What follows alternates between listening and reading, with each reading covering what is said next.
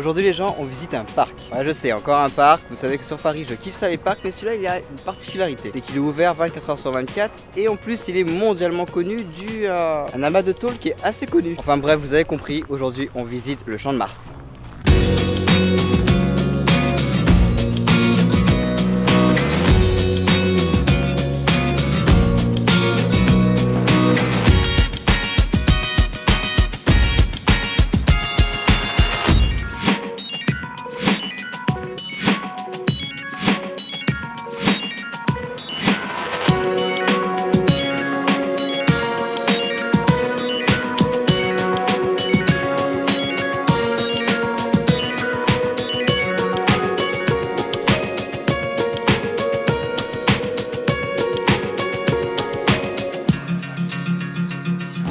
Petite question, pourquoi le Champ de Mars s'appelle-t-il ainsi? En fait, on n'est pas vraiment sûr de savoir d'où vient le nom du Champ de Mars. Il y a plusieurs théories possibles. La première théorie, ça viendrait des conquistadors qui, en revenant des États-Unis, ont ramené la pomme de terre. Et vu que le pays traversait une famine sans précédent, ils ont autorisé à que l'on plante ici même ces pommes de terre. Et c'est de là que c'est venu le Champ de Mars. Mars parce que ça a été planté en mars, tout simplement. Deuxième théorie, ça viendrait sinon de l'époque gallo-romaine. En fait, les Romains ont écrasé les Gaulois ici même sur la plaine de Grenelle. Et ils ont donné à cet endroit comme nom le Champ de Mars, dû au fait que Mars est le dieu de la guerre.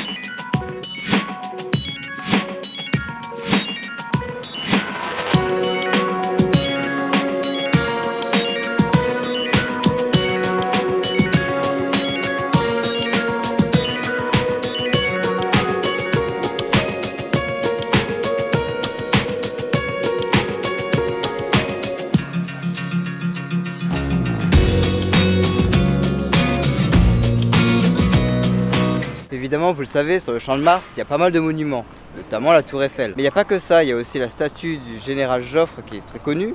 Et il y a aussi le mur de paix, où c'est écrit le mot paix en plusieurs langues. Il y a encore d'autres monuments qui sont vachement connus qu'on va aller voir. Mais du moins, entre la Tour Eiffel, la statue de Joffre et le mur de paix, c'est les trois monuments les plus connus du Champ de Mars.